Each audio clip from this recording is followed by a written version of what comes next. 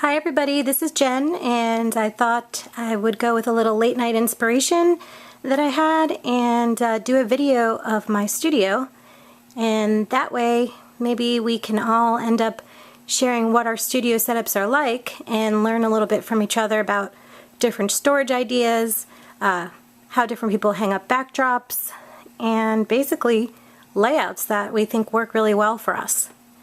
I've been in this studio for 3 years. It's in my home, and the room is totally dedicated just to my indoor photography, obviously, and I do have a sliding glass door that leads out to the back where there's woods and things like that, and I haven't attempted to use it yet, but it is there just in case. It's pretty scenic back there, so might be something I want to try with the nice weather coming. Basically, when you come into my home, you just go straight through and you end up seeing a staircase here, and you come down 2 steps and here you are in the studio.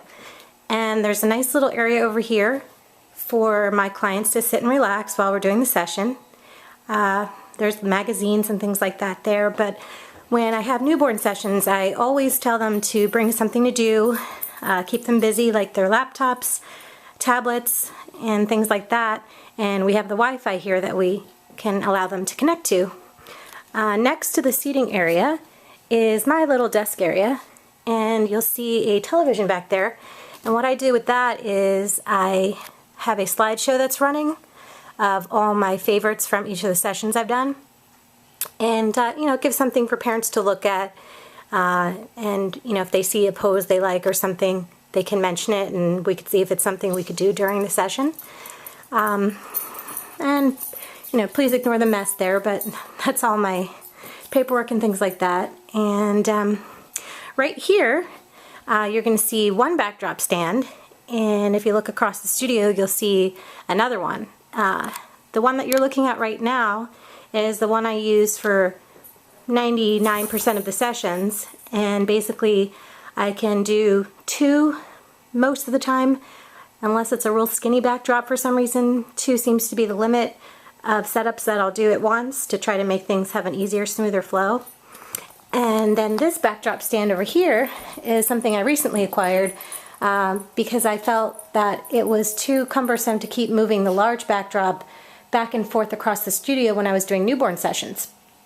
So I went on Amazon and I got a really lightweight and expensive one, and basically I just use it for blankets for the newborn sessions, and it's pretty much positioned where I need it. I end up just bringing it a little bit straighter, and I put the beanbag here in the center, and then I'm able to get natural light from the windows. And you'll have to excuse my makeshift little curtain there. We were getting some weird sunspots in the other day, and I needed to do something on the fly, so we pinned that up.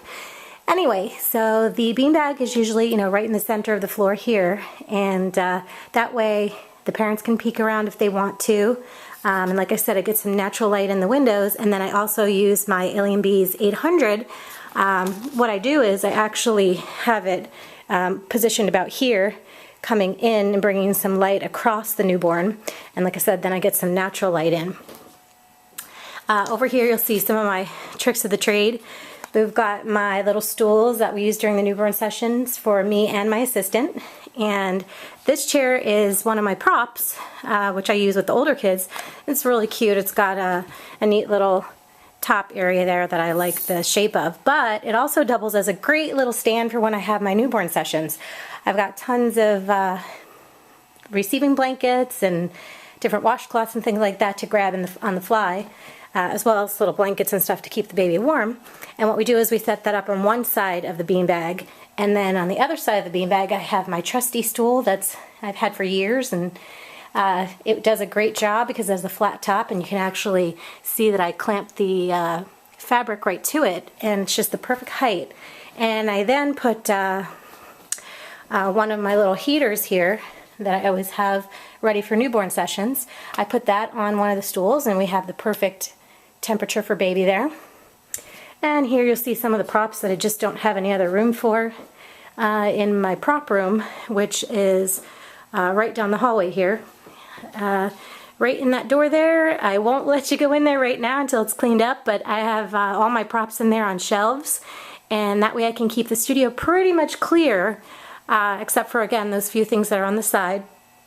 And when I'm having sessions, there's less of a distraction for the kids.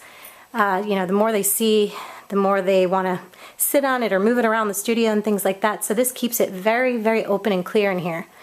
To my left right here, sorry if I'm jumping around a bit, I have some shelving unit here that was originally a bookcase, but it just seemed to fit perfectly here in the studio. Let me back up a little bit. This is where I store most of my bigger furs and some blankets and fabric backdrops that I don't use as much. I have them in here, and some of the little rugs that I found at local stores like TJ Maxx, Ross, Marshalls, Home Goods, all those kind of things. Here is, again, the furs that we offer at Photo Prop Floors and Backdrops, and I think I have one of each color, so it comes in handy.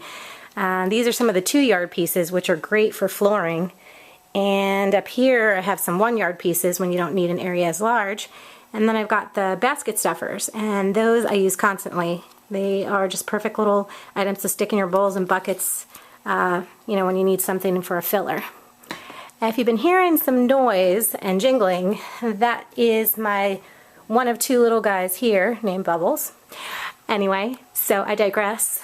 Let's go back over here. You're going to see that this is my backdrop selection currently. It looks a little sparse, and normally every one of those holes is pretty much full, but I did some long and hard thinking and realized that I'd been hanging on to some of the backdrops that I had for 4 years since I opened Photo Prop Floors, and it was time for a change, and I needed some more room to incorporate some new designs in. And so I went through them all a couple weeks ago, organized them, labeled them, figured out what size they were, and I made a huge pile in that prop room that I said we're not going to go in today. And eventually I plan to have a D-stash. I just need to order some bulk tubes and things like that so that I can, you know, ship them off to anybody that's interested. And right now I'm going to take you just down the hall a second to show you the one perk that we do have with having a home studio and having it in my downstairs is I actually have a restroom right off the studio, which is great. Moms and dads and kids, you know, have somewhere to quickly go where they don't have to really go into the rest of my home. And the other plus is that it has a shower, which, believe it or not, is pretty darn amazing to have after you have a cake smash. So we just take the little ones right in here, and we basically can get them all cleaned up and mom and dad could head out. So it's pretty great to have. This little stand over here is where I keep most of the equipment that I want to readily grab. My camera and some of the more common lenses and some of my memory cards and things like that that I want at a quick place to grab during sessions if I need something. And my gray card, can't live without that. And let's move over here. On this wall here, I came up with this idea based on seeing some things from some other photographers, and I wish I could remember their names of those who inspired me. But I basically went to Bed Bath & Beyond and I got a few of these curtain rods. It's a little bit saggy because I have a lot of weight on there, and I've even de-stashed a ton of stuff recently and it's still pretty packed, so I need to again do an honest assessment and see if there's anything else that I might not use. But anyway, what I did was I divided it by boys and girls, and of course some overlap, but I pretty much try to put them as close to what they belong to make it easier for sessions. You'll see the girls section. I've even got, you know, some stuff hanging here which helps keep it out of the way that is not necessarily hats and little pants and things like that. But what I do is I try to keep my favorite hats to the right side, and one day I might get to color code them. But for now, I just try to put the most favorites at the beginning, and then ones that I use less commonly might end up here on the end. It all depends. You know, at the end of the session we're trying to clean up. That's the order we try to keep it in. Right here is all the boys stuff, and again, I try to keep the things I use most towards the end, and then some of the more novelty ones, you know, little owls and things like that that I don't use as much, I just kind of put them off on the end for, you know, when I feel a whim of using them. Right next to my little hat organization area is a collection of the baseboards that I have. And again, these are all things that we offer at Photo Prop Floors and Backdrops. We have many shapes and styles, and these are ones that were painted different colors that I thought were most commonly needed or used in the studio. So I've got some dark pinks, light pinks, lime greens, light blue. I use the cream a lot. And I have dark brown, black, and I also have some unpainted ones in the back that I haven't gotten to, so that I can give myself a little bit more variety during sessions. And next, let me back up a bit so we can see this wonderful, wonderful addition that just got put into the studio a couple months ago. And basically, it's 2 shelving units from Ikea. It is the best money I've ever spent to organize this studio. If you saw it before, there were tons of piles of fabrics and blankets and things like that, and I just could not get a grasp on getting them in an organized fashion that I can quickly set up and put away after a session without, wanting to spend that extra time. So organization, again, it's really helpful in keeping you at a quicker workflow. So basically what I do with the shelves is I try to keep like fabrics together, and you'll see like right here, these are all the same type of fabric, and right beneath it is also the same type of fabric. And I understand that not everybody has access to the amount of fabrics that I have. But again, that's the perks of the business. What I try to do is bring one of each into the studio so that I can use it as well. And that way I can see how much we like it and get some sample photos and things like that. Basically, I also use it for organizing a few other different things that are not just fabrics, like little mini blankets. My mom makes these for our shop. So if you're interested, you can find them on our fabric page. They're great for layering. They're great for basket stuffers and things like that. Right there you'll see a quick glance at cake stand. We also offer that in our prop section, and that has come in handy tremendously for all of my cake smashes. Over here you'll see some things that were just little things I noticed when you pick them up at somewhere like a Walmart. They're great little rugs, and I like to throw them into sessions for a little pop of color or texture. And other than that, up here we have some of our throw blankets, and these are some of my favorite things that we offer. Excuse me. And I have a variety of those as well. Other than that, excuse me, I have a tickle in my throat.